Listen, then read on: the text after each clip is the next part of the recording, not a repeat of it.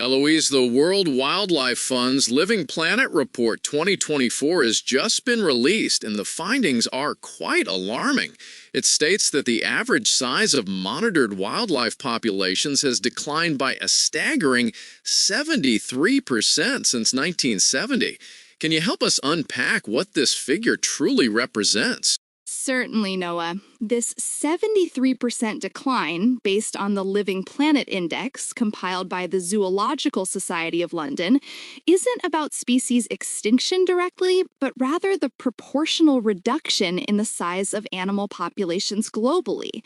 It's a catastrophic loss of biodiversity over the past 5 decades, encompassing nearly 35,000 population trends from 5,495 vertebrate species.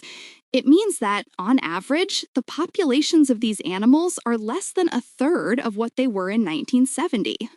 That's a significant distinction. So it's not just about losing entire species, but the dramatic shrinking of those that remain. The report also breaks down these declines by ecosystem. Which areas have been hit the hardest? The report highlights that freshwater populations have suffered the most severe drop, falling by an alarming 85%. Following that, terrestrial populations have seen a 69% decline, and marine populations a 56% decline. This indicates a widespread impact across all major ecosystems, but our freshwater systems are clearly under immense pressure. An 85% drop in freshwater populations is truly devastating. What are the primary drivers behind these declines, according to the report? The decline is attributed primarily to habitat destruction and loss, driven overwhelmingly by human activities.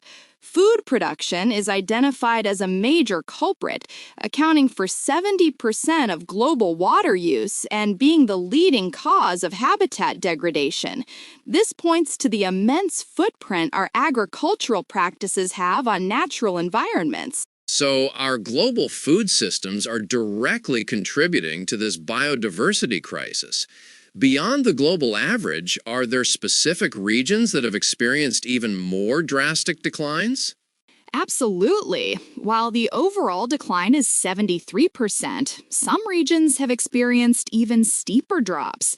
Latin America and the Caribbean, for instance, have seen a staggering 95% average decline in their monitored wildlife populations.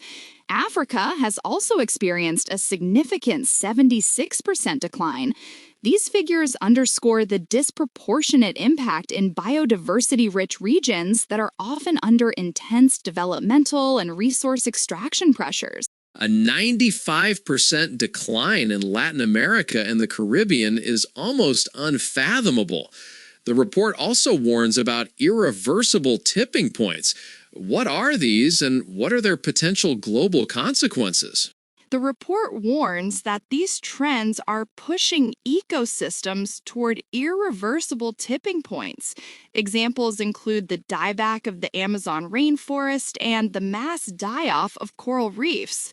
Should these tipping points be crossed, the consequences would be devastating globally, impacting climate stability, food security, and ultimately human well-being. It's a stark reminder that our fate is intrinsically linked to the health of these natural systems.